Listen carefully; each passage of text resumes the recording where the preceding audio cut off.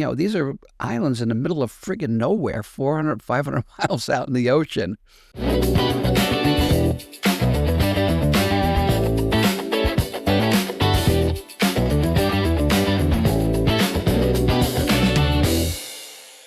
Hi, everybody. I'm Todd, Denkin, and welcome back to Becoming the King of Pot. With me, of course, is the King of Pot, Bruce. Welcome to the podcast. Thank you, Todd. Once again, it's a pleasure to be here.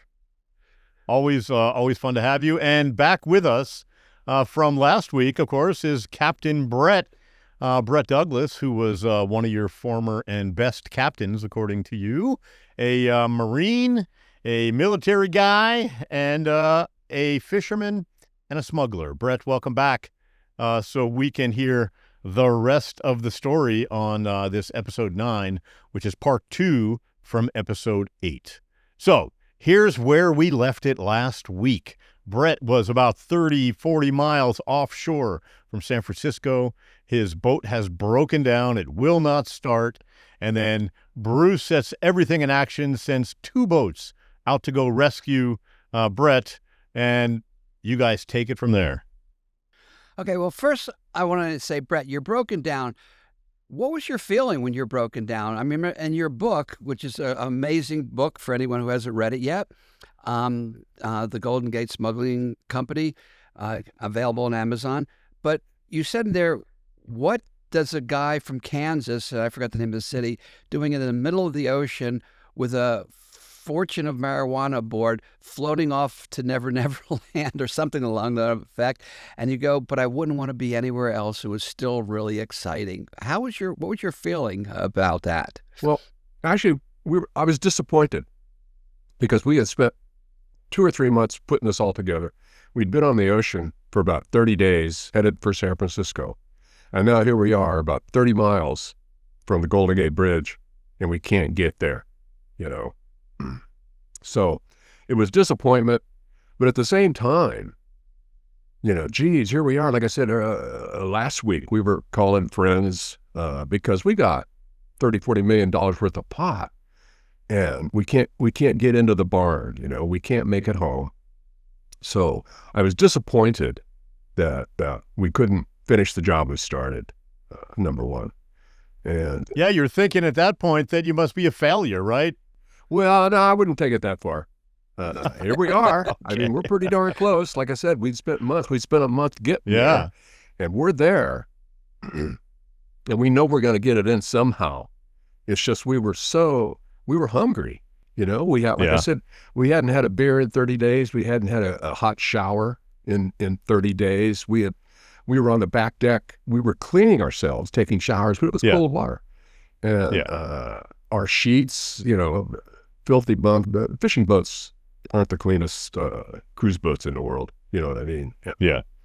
We were so close, and we were tired too. We were pretty worn out at the end of it, but still, you're kind of excited. I'm thinking, geez, here I am. This is a kid from a small town in Kansas that doesn't even exist hardly anymore, and the adventures that I had throughout my military career and just fishing, and this was just kind of topping it off. I'm thinking, wow, this is pretty cool. I didn't feel in danger of losing my life or anything.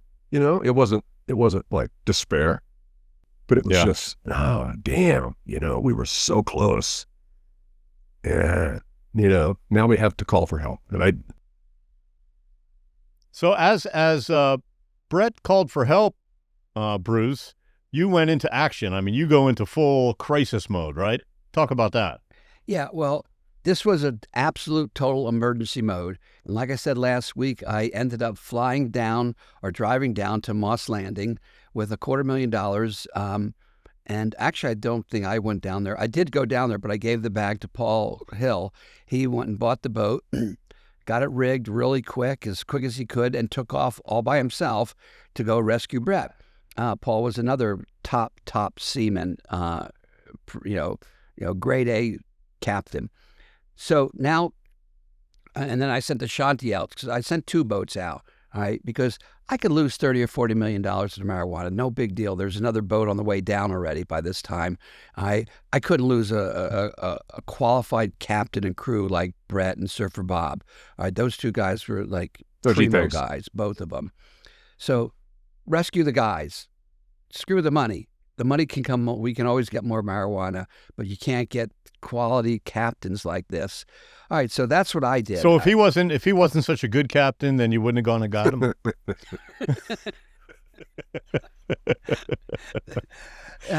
Priority: personnel first, product second. Okay. All right, money third. All right, so it's just like the military, chain of command. Brett is a Marine, and he knows that, like when he in his book, when I read his book again, it was a great book, great reading. He said when the Paul came out to him, and they were being towed in, he let Buck jump onto Paul's boat because if the boat with the marijuana got busted, which was under tow, right? It's chain of command thing. Him and Surfer Bob would get busted, not Buck, the lowest guy on the totem pole there. So you look out for your people, and that was pretty much inculcated into our whole organization. All right. But so I'm on the ocean, hoping everything goes right, not knowing exactly what went wrong with the boat other than it's broken down. I didn't know if Paul had to refuel, so we had to make sure he had plenty of fuel to refuel it if that was the case. Had all the stuff to tow it in case that was the case. And he had as much supplies on time, like in case he could fit, an alternator, a generator, in case they needed to mechanically repair the boat. So I didn't know on shore what was going on other than 2 boats are on their way. One of them's going to get there and solve the problem. And now all personnel is ready at the dock to take care of what it needs to happen once the boat gets to the dock, if it has no power. So with that, I'll turn it back over to Brett on what it's like drifting off and waiting for Paul, waiting for a rescue boat. He didn't know. I don't think you knew who was coming. Well, like I said, we were starving. Not starving, but we were pretty hungry because we didn't have much supplies. The supplies had all run out.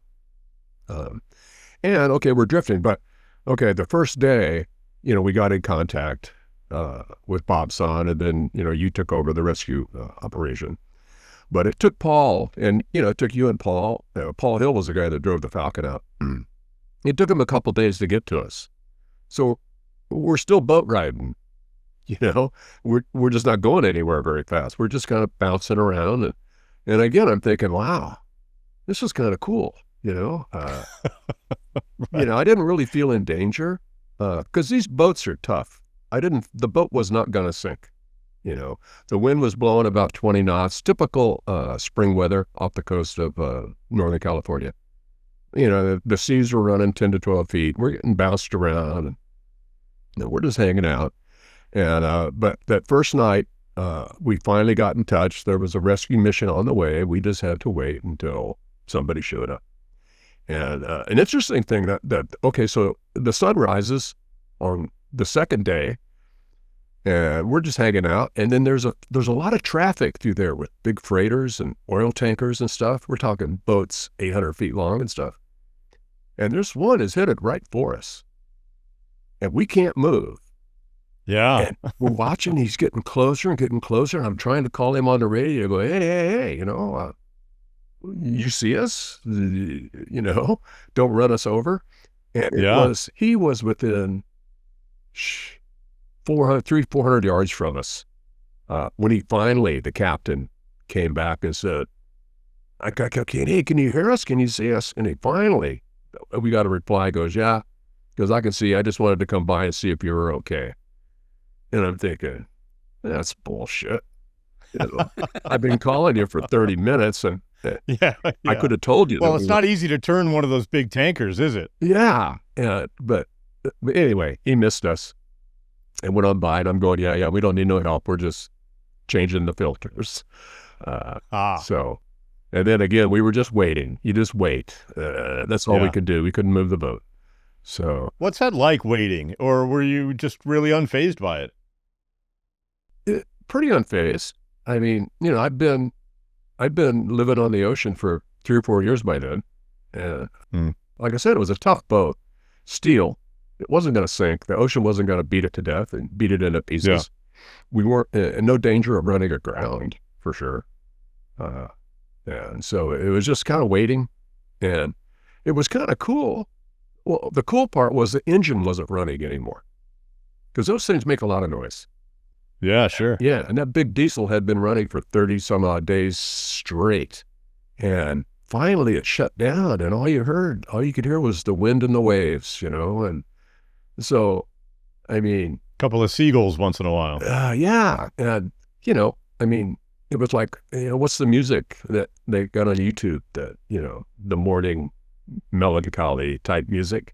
That's kind of what it was. It was just white noise, it was this background, the sea and the wind. And I was so used to that. Yeah. And Sounds pretty good to me, actually. Yeah. We were all floating in the ocean, very right? Nice and quiet. It sounds very peaceful. It was fine. Yeah, it was peaceful after 30 days of hearing this big Detroit diesel hammering away, because there's no sounding or soundproofing on those boats. I mean, Yeah. So yeah, it wasn't bad. Again, we're just All right. So Paul in the rescue boat, he's driving the Falcon, right? The Falcon, which is the boat that you bought the day before or 2 days before, Bruce, right? So Paul shows up. What happens? okay. Paul shows up. It's probably 2 days after, maybe 3 after our engine wouldn't start. And again, I'm in the wheelhouse. I had drugged my mattress out of my bunk and put it in the wheelhouse, so I'd always be there. I could lay down, maybe get some sleep, maybe not. But I was by the radio, and I hear on our frequency, it's Paul Hill. He goes, "Hey, Brett." He goes, "Is that you I see floating around on my radar?" Something like that. And I go, "Yeah, man," because I knew Paul. I go, "Yeah." I go, "It's us. We're the only ones out here." He goes, "Okay." And we were on low power, so I knew he was only a mile or two away. And sure enough, before long, I could see, the red and green running lights and the boats approaching, because by now it's dark. It's probably, I don't know, 9, 10 in the evening. And he pulls alongside, or he pulls close to us, because it's too rough to put two boats together out there. With the wind blowing 20 knots, with the big sea, they'd beat each other to death if they came side by side. Yeah. So, okay, how you don't want to sink do two this, boats, right? We had left the skiff. It was just a tiny little thing anyway. I wasn't going to get in a skiff offshore. And okay, so we figured out, Surfer Bob and I, he needed help. He was by himself. Would have been nice if he'd have brought a couple of guys, but he couldn't rig the tow line and drive the boat and do everything. So we needed to go aboard the Falcon. So Surfer Bob and I left Buck on the drifter, the Karen Lynn.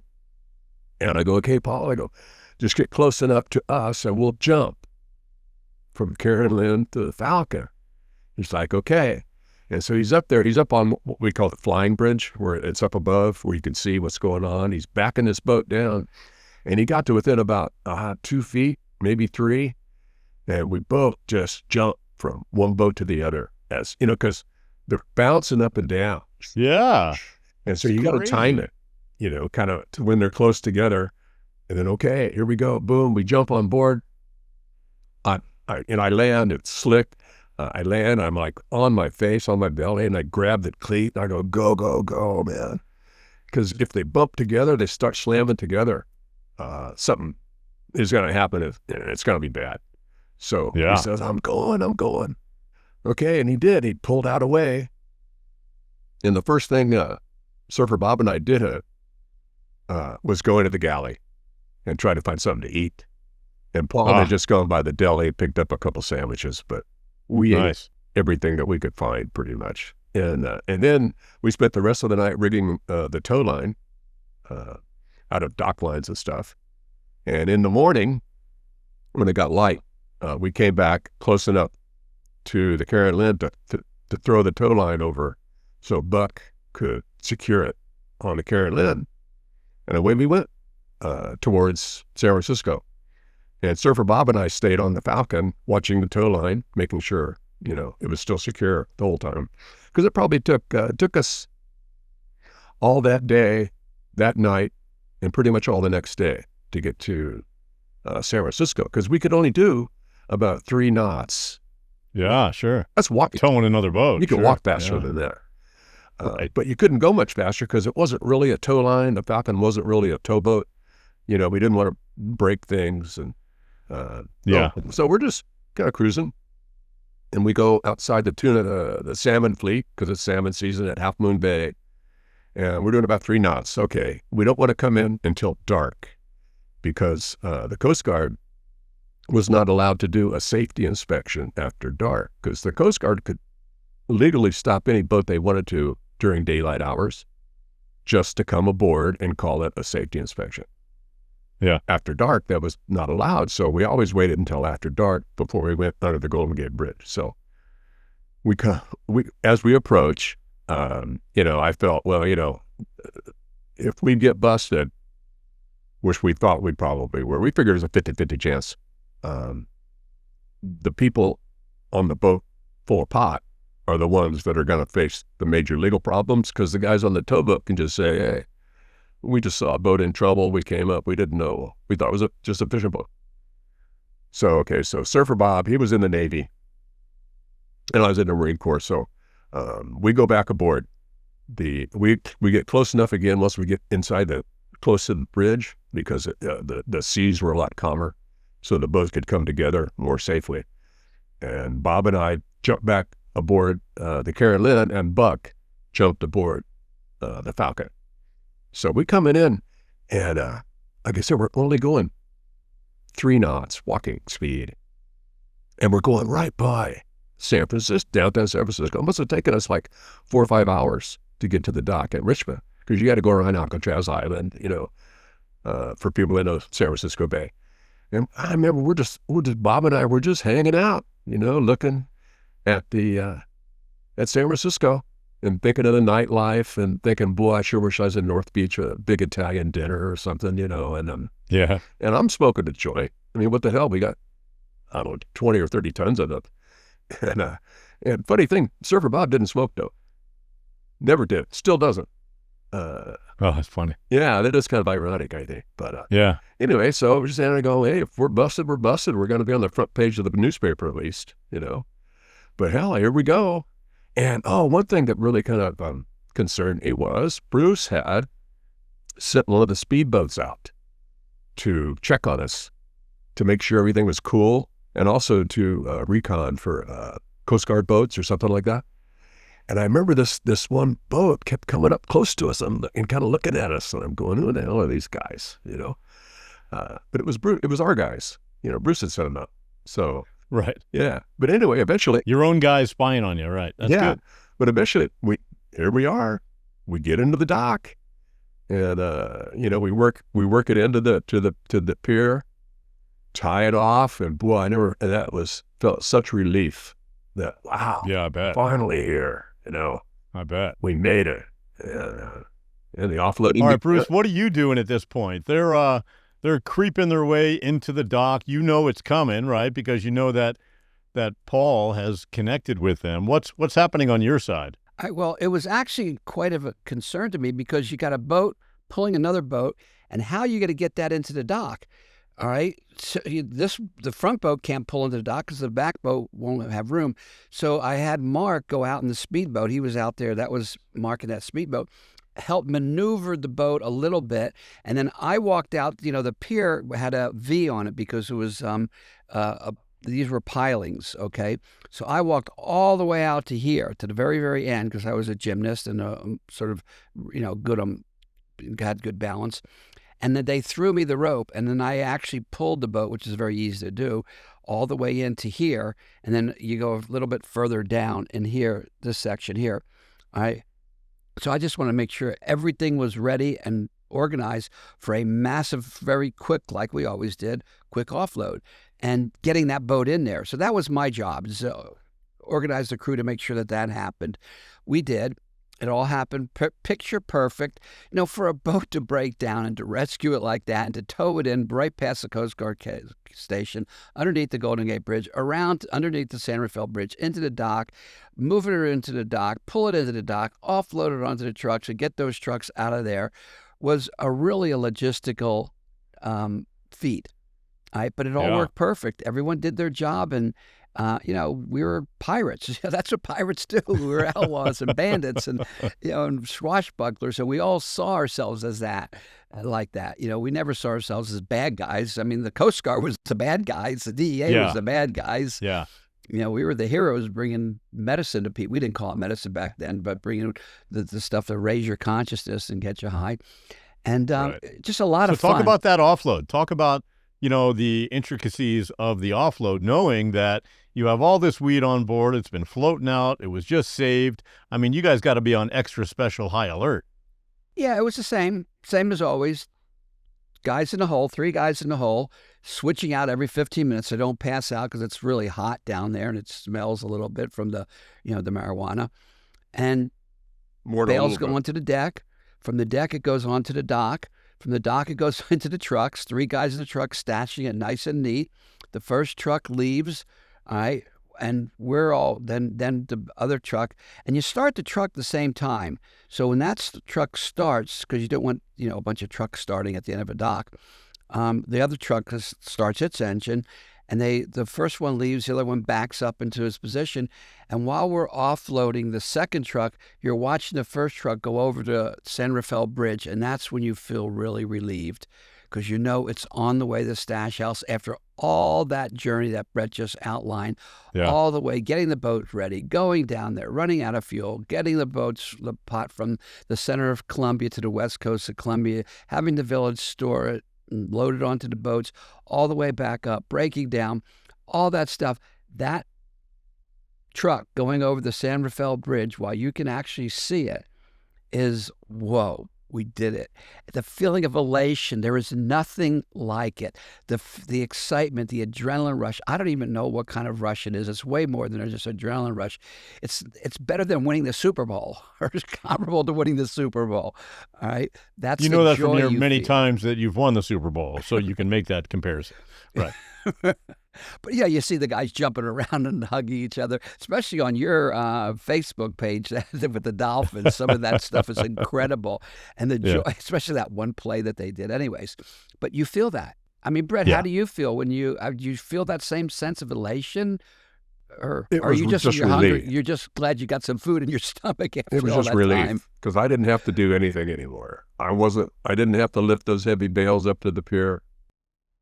My job. Yeah, that was my question. Got in a boat. You didn't participate at all on the offload. At that point, you were kicking your feet back, drinking a beer, saying, "Look, I need to get some lasagna." I wasn't drinking a beer yet. No, it was the middle of the night. Like I said, I just felt relief.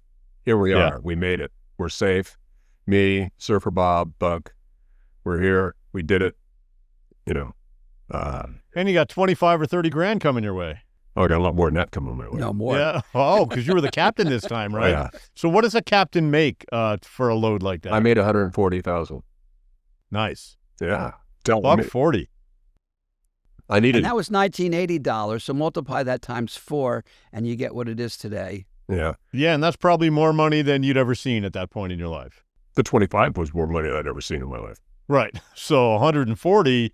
You are, a big man on campus at this point. I went and bought a fishing boat. Yeah. Oh, nice. No, I didn't get any smarter, but yeah, because that's where most of that money went. Right, you just got richer, right? You didn't get any smarter, you got richer, right? Yeah. Yeah. And that was the story of the Karen Lynn, right? Of, the adventures of the Karen Lynn. Did you use the Karen Lynn anymore, Bruce? Well, if I may say, it wasn't quite the end because we needed a mechanic down there to fix it. And then it had to get out of San Francisco. So Surfer Bob and we took it up to Coos Bay, Oregon, and tied it up to the pier there. The visit, Did we do another trip with the Karen Lynn, Brett? Pardon? Did we do another trip with the Karen Lynn after that? Nope. Nope, that was the last for her. And what, do you just leave it up in Oregon? You're done with that boat at this point? Exactly. We walked away from it because we had heard, okay, there's somebody local that knows it's coming. We'll take care of it. And Surfer Bob and I just went into Coos Bay. It was the middle of the night, so we'd probably rented a motel room somewhere. And next day we were on an airplane back to California. Wow. Yeah, apparently the boat almost sank at the dock. That's what I heard later because The guy who was supposed to take care of it didn't go down for a couple of days, and apparently the bilge pumps or whatever weren't working, and it was pretty full of water. But oh, geez. It survived, but no, I never saw it again. Yeah. Yeah, it seems like you do a lot of the intricate work in the middle of the night, right? Is that true, Bruce? Yes and no. You're working at night. You like to work at night because you're invisible. So a lot of the work, yes, and you work all the time, day and night. Yeah. Well, there's certain things you do at night, right? And other things because you don't want to be seen. Yeah, exactly. The offloads are always at night. The boat coming under the Golden Gate Bridge, as Brett said last episode, you come in after dark because the Coast Guard can't board you after dark. They can in the daytime. So a lot of the stuff goes at night. Right. After you take the trucks to the stash houses and wait in all night, you wait until sunlight, because you don't want to be driving around 2 or 3 in the morning with marijuana, because our theory was the only people who drive around 2 or 3 or 4 in the morning is the cops and the criminals, okay? Right. So you wait till 6 or 7 in the morning when everyone's going to work and traffic's starting to move your vans out into normal traffic. Yeah, and Todd, if you're on a fishing boat, it's a 24-hour-a-day thing anyway. Yeah. When you're offshore, somebody's got to be up at some time all night. So it's not unusual to work all night. Got it. So it's just really normal everyday operation of a boat that size. Yes. Because it needs to operate. It needs to keep going, right? You got to keep the boat going, and somebody's got to be up there watching the boat going and taking care of the machinery. So yeah, it's a 24/7 type of thing, and you just got to get accustomed to it. So. Yeah, so glamorous, this fishing boat life, huh? Yeah, try it sometime. I guess it was more glamorous when you're hauling weed instead of salmon. Right? Well, when you're hauling weed, you're just boat riding. You're not working. I mean, when you're fishing, fishing's hard work. All day. Yeah. You're out there catching fish, cleaning fish, putting fish away. Sure. So what's next? Do we go on another journey? Do we? Is your captaining of Bruce's boats over now, or is there another adventure? The Carolyn was over, but my next adventure was the Taylor Day. Well, no, I think the next adventure was you staged the Renee 2, the Audrey J. Oh, well, yeah, but I didn't take her anywhere. No, the Audrey J. They tied it up down in Half Moon Bay. The communication station was in the mountains right above Half Moon Bay, which is south of San Francisco, maybe, 35 miles or so. It's a very nice little harbor, nice town, fishing port. And they brought the Audrey J down there because she was going to be the one to do the next round trip to Columbia.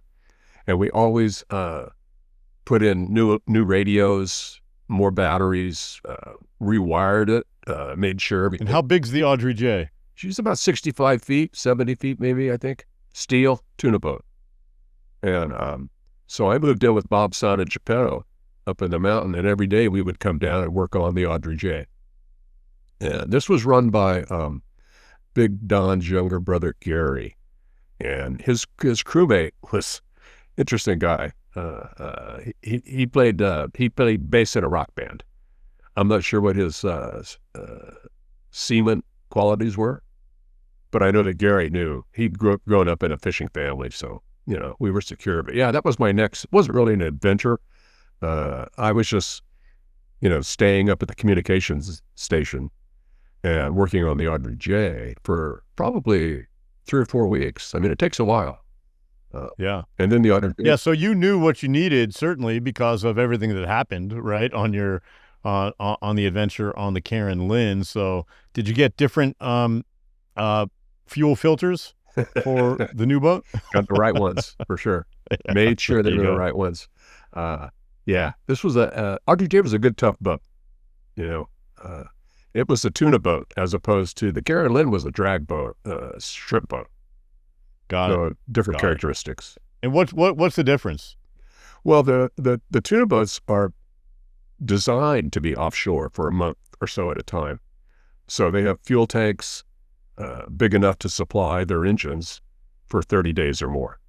Whereas the Karen Lynn was a shipper, and And so she really was only equipped to be out there for 10 days at the most. Yeah. With the fuel supply to, keep things going. So that was... So, Bruce, this goes to the many lessons that you learned, right? As you thought you had a giant shrimp boat, right, that is perfect for making the trip, and turns out the fuel tanks are a little too small. Exactly. And, once a week, I would have a meeting with all my generals. Say, okay, what went right? What went wrong? How can we improve it? What can we do better? So it was always learning, always perfecting, always refining your operation. It was pretty refined, but you never can get it. You just keep getting more perfect and more perfect. And in my case, doing more and more and more loads, as many as you can get, get as many boats down there as possible. So the Audrey J, I don't remember anything significant happening other than it went down and came back, and no incidences, no breaking down, no getting lost, no getting a wet load. Then the next thing that was exciting was 2 boats came in back to back, and that was the Mary Colette and the Shanti. And I remember that because I was arrested for an outstanding warrant, which we'll go into a later episode, from Florida. And when I was kidnapped my own son, which I really didn't kidnap him, I had custody, but we'll tell that whole story later, the family story. What I want to cover in this one while we got Brett is the Falcon. The Falcon started an entire new paradigm for us for rescuing boats. Okay, it became very apparent to me that I need to have rescue boats. I was just lucky that we could buy a boat in the middle of the night and go out and rescue Brett, like we covered in last episode, and had the Shanti standing by so we can have 2 boats. That was always the scenario. I wanted always to have 2 rescue boats available to rescue boat if it broke down. So the Falcon became a rescue operation that Brett can go into, because he drove it down, and I wanted to station it in Acapulco. But before we stationed Acapulco, I wanted to check out a couple islands, Clipperton and Clarion, for to bury fuel, medical supplies, an Avon or 2, anything that a boat you could think of that a boat would need in emergency supplies. That was the concept. So to start off with, Paul Hill was also a pilot. He flew out to Clipperton and Clarion to check if they're valid to do a ground investigation. He said, yes, it looks like, that logistically it's in the right spot, but you need to have a boat go down there and check it out on the ground. And that's when the Falcon then became the boat to go down there.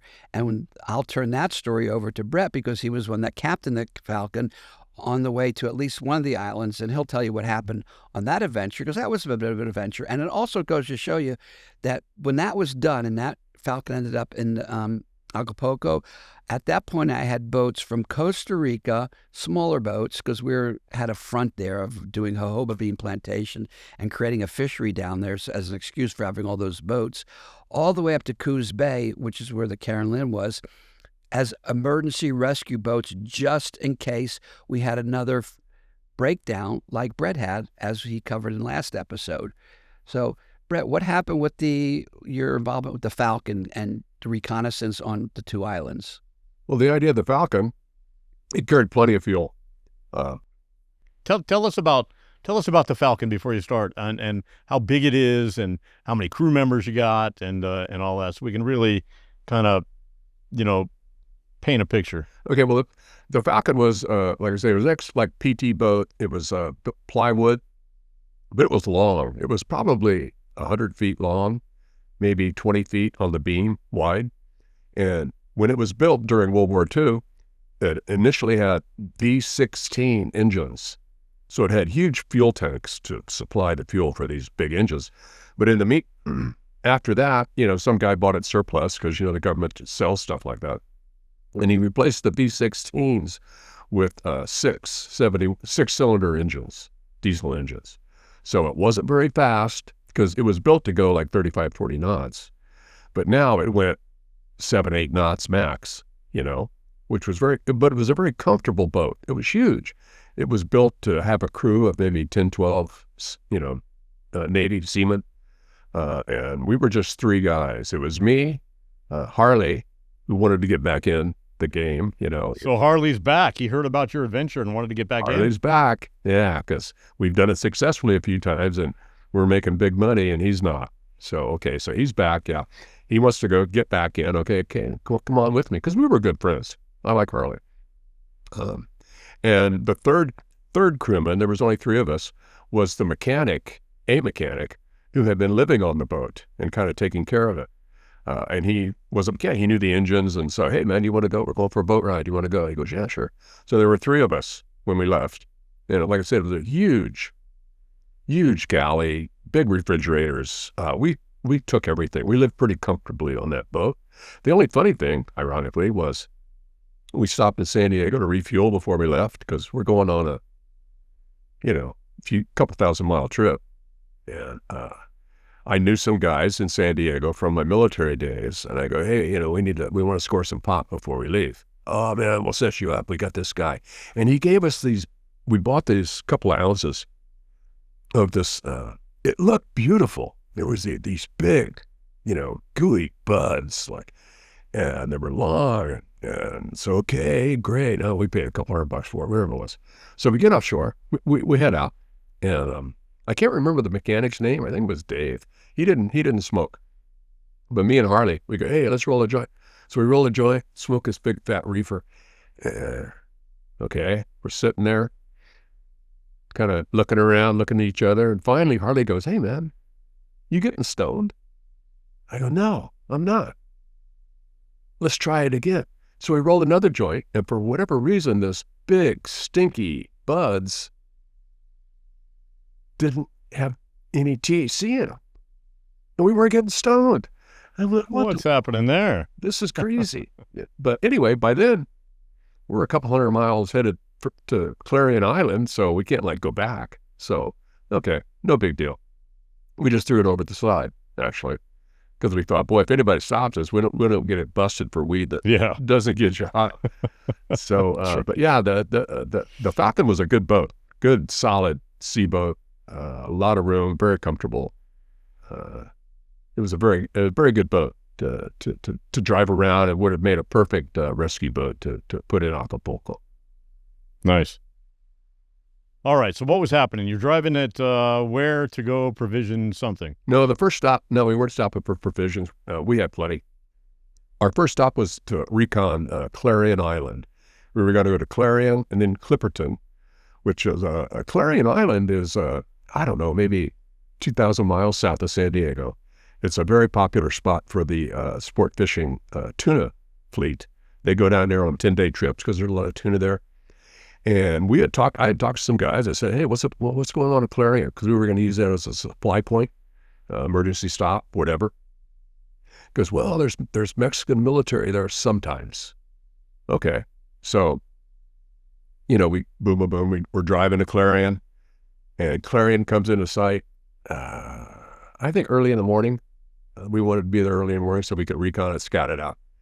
And so we get in there, we drop the anchor, and we look ashore, and there's old buildings, military buildings, and we look, and we can see people moving around. And so before long, after we drop the anchor, certainly a boat's headed our way, and it's full of maybe 2 or 3 Mexican Army personnel, one officer. And we're cool. Awesome. I mean, we've got our passports. We're not carrying any big loads of anything. We threw that worthless dope over the side. We got beer and whiskey. Actually, we have extra bottles of whiskey and stuff just in case we ran into Mexican authorities, and Playboy magazines. So they come on board. They come aside. Hey, come on board. Yeah, and they're checking us. What are you doing here? Well, we're on our way to Acapulco. We just wanted to drop the anchor and sleep for a night or two, take a break. Okay, fine. And they check our passports, but you could see the guy and we left the Playboys right in plain sight with a bottle of whiskey. And you could see he's looking at that more than he's looking at us. He didn't care about us. And sure enough, I go, hey, Wagger, would you like a drink? He goes, oh, yeah, si, senor. So, and they started looking through the magazines. I'm going, hey, what's the magazines? Oh, yeah, si, senor. Because they're all by themselves out there. Do-da. We get along great. I speak some Spanish. And he wanted us to come ashore. he was almost insisting that we come ashore as, I think, more courtesy. We gave them whiskey and Playboy magazines. Yeah. And on shore, all they had were turtle eggs and watermelons was their big thing. And so, hey, I like watermelons, fresh watermelons. So we go ashore, and he just showed us the stuff, maybe an hour. And then we went back to the boat, and we left the next day. But we had determined that, yes, the Mexican military had a presence on Clarion Island, so we can't really use that. So now we're on our way to Clipperton Island. And again, we're just boat riding. It's just, you're in the middle of nowhere. You're truly this time, because, you're 400 or 500 miles offshore.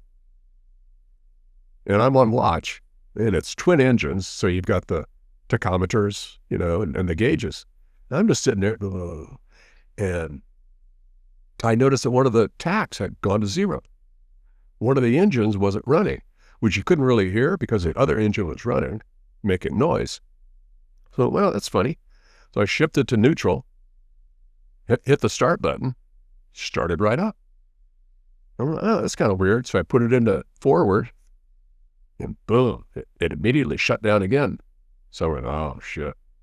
I kind of knew what was wrong, but I went aft with a flashlight because it was middle of the night, and I looked, and we had run over what do you call a hawser, which is this great big, like a rope that the freighters use to tie up to docks. And it's probably 3 or 4 inches in diameter. Yeah. And we had run over a piece that was probably 40 feet long. It had become entangled in the shaft and the propeller. And so we ain't going, we got a problem now. We're offshore. I mean, it's not a serious life-threatening problem or nothing, but yeah. So I shut down the other engine because I didn't want it to get entangled also. And we waited until daylight to untangle the hawser.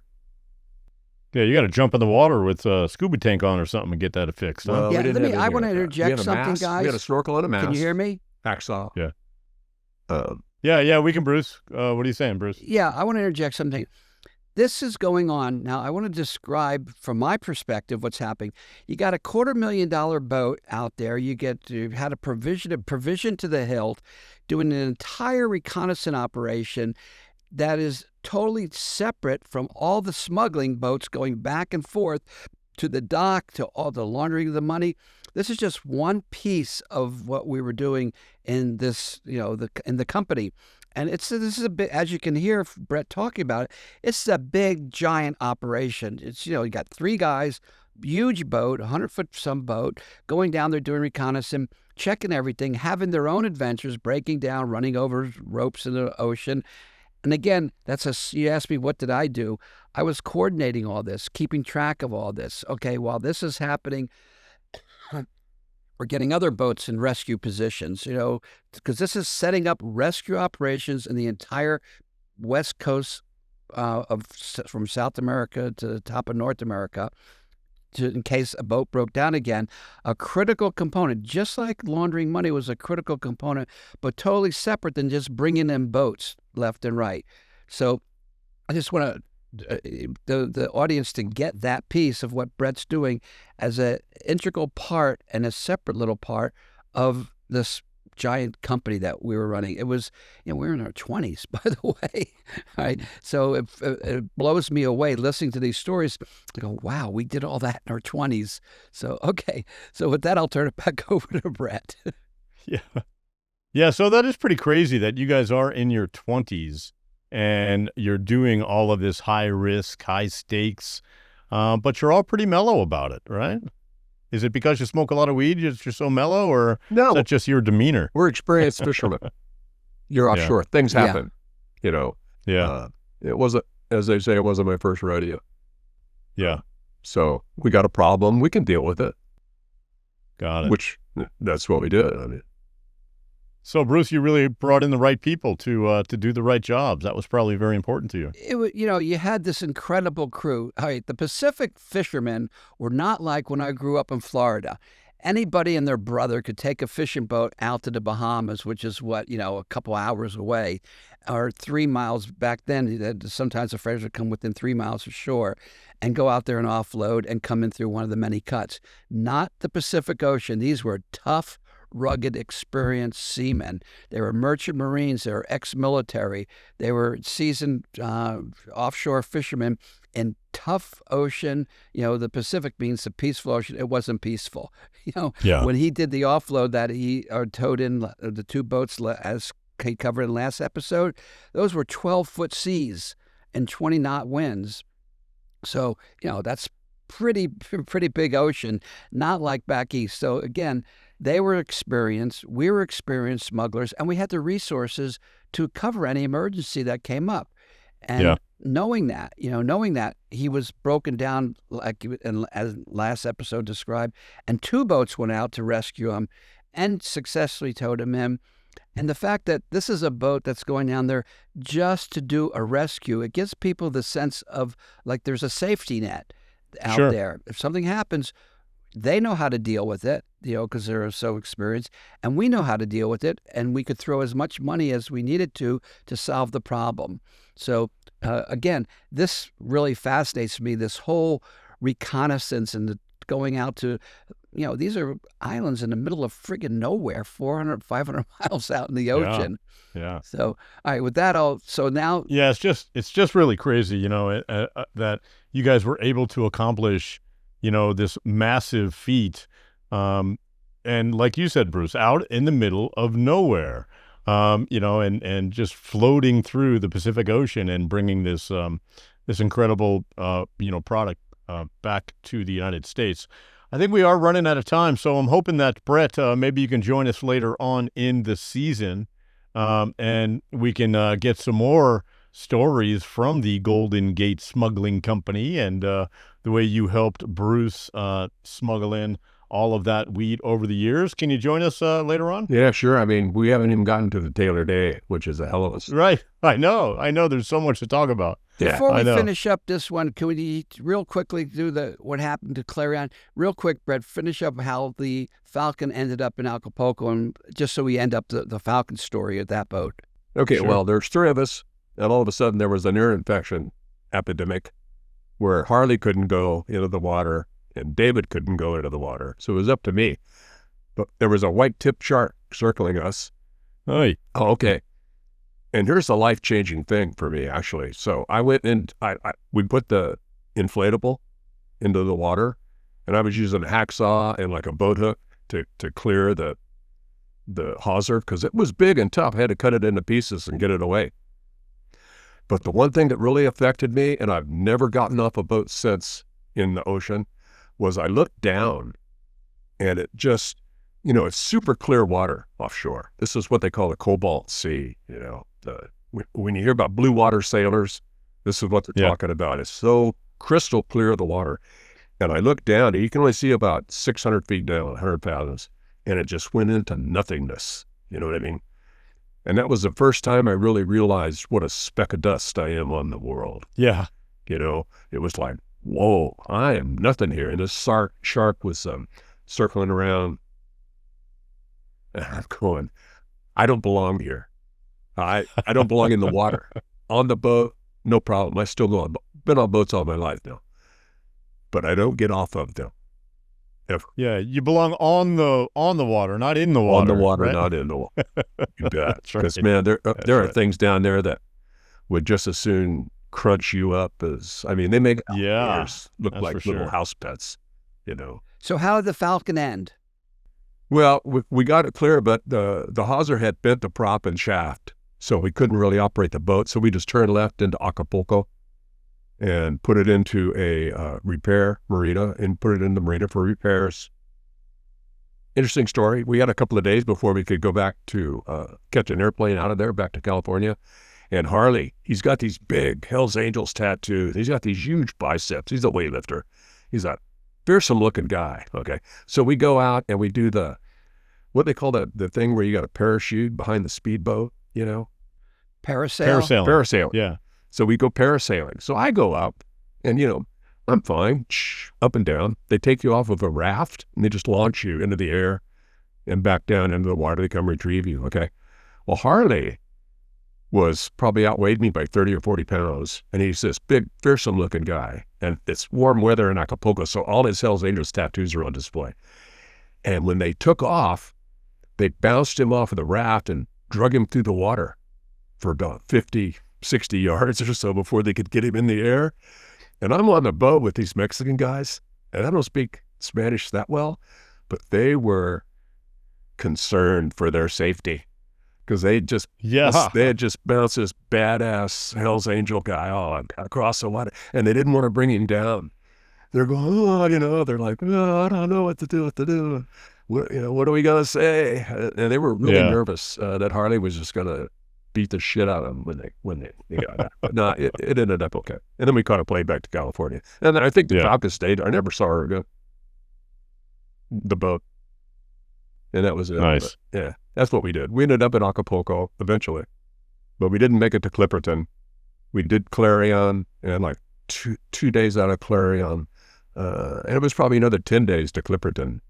But 2 or 3 days out of Clarion is where we ran over the hawser and had the difficulties and just took it into the Acapulco. It wasn't life-threatening, it wasn't that big an adventure, really. It was just boat riding. Yeah. And to end the story, that became the radio halfway point for radio communications for a while, for the next year or two. Falcon's probably still down there somewhere. So you hired a local, or you put a guy there, or what'd you do? I didn't do anything. Todd, I left the boat. I remember there was an American down there that would take care of the boat and man the radios. Yeah, the rest was up to Bruce and his crew. Right. All right. Anything else to add, Brett or Bruce? Well, the next time we're going to have Brett on is probably the most exciting adventure we had, which involves the Sandinistas capturing the boat with the Taylor Day. That was an incredible boat sinking off the shore of Colombia. So that's going to be the next story with Brett. Now, we have a couple of stories before that, but that was, the next one is when I got arrested, and 2 boats came in. One when I was in county jail in Ukiah, and the second one came in 10 days later when nobody was at the dock because we were all at the Muhammad Ali fight in Las Vegas. So, all right. The boat came in a day early. So that's next week's adventure, is those 1 or 2 of those boats, probably both of them. All right. That sounds awesome. I can't wait to hear those stories, especially when you have a boat sinking. I'm sure it gets way worse than it just happened with Brett. Brett, thanks so much for joining us. We look forward to seeing you later on in the season of Becoming the King of Pot. Appreciate your stories and your perspective for sure. And Bruce, as always, you can hold up Brett's book. There it is, The Golden Gate Smuggling Company. You can buy it local, right? Anywhere you buy your books, or just log into Amazon.com. And get to book. I'm sure it's a great read, and you'll learn more about how Brett survived the open seas of the vicious Pacific Ocean. I'm Todd Denkin. He is Bruce Perlowin. He is also known as the King of Pot, and this is Becoming the King of Pot, and we'll see you next time. Thank you, Todd. Thank you, Brett. Thank you, Todd. Thank you, Bruce.